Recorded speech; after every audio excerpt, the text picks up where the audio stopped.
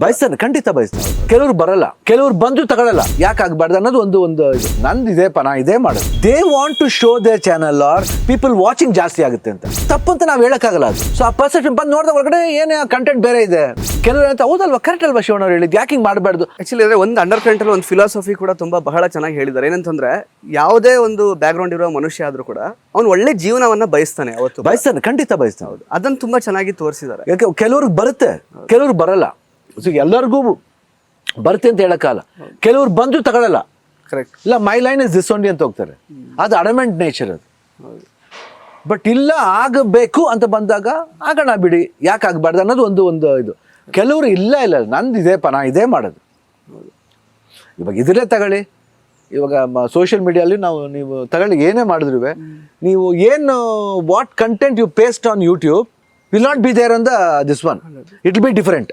Correct. Thumbnail ಅಂತ ಬೇರೆ ಏನೋ ಇರುತ್ತೆ. See what you can't help it.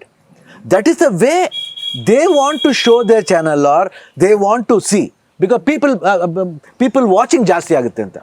ಅದು ಒನ್ ಟೈಮ್ ಅದು ತಪ್ಪು ಅಂತ ನಾವು ಹೇಳಕ್ಕಾಗಲ್ಲ. ಅದು I am not saying it's wrong. That is the way. ಒಂದು ಪರ್ಸೆಪ್ಷನ್ ಅಷ್ಟೇ. ಪರ್ಸೆಪ್ಷನ್ ಅಷ್ಟೇ. ಸೊ ಆ ಪರ್ಸೆಪ್ಷನ್ ಬಂದು ನೋಡಿದ ಒಳಗಡೆ ಏನೇ ಕಂಟೆಂಟ್ ಬೇರೆ ಇದೆ. That is the thing. ಅವ್ರು ನೀವೇನು ಹೇಳಿದ್ರು ಇಲ್ಲ ನಾವು ಹಂಗೆ ಮಾಡೋದು. ಅವರು ಕರೆಕ್ಟ್. ಕೆಲವರು ಅಂತ ಹೌದಲ್ವಾ, ಕರೆಕ್ಟ್ ಅಲ್ವಾ ಶಿವಣ್ಣ ಅವ್ರು ಹೇಳಿದ್ದು, ಯಾಕೆ ಹಿಂಗೆ ಮಾಡಬಾರ್ದು ಅನ್ನೋದು ಬಂದ್ಬಿಟ್ರೆ ಅದು ಬೇರೆ ಬದಲಾವಣೆ. ಹೌದು.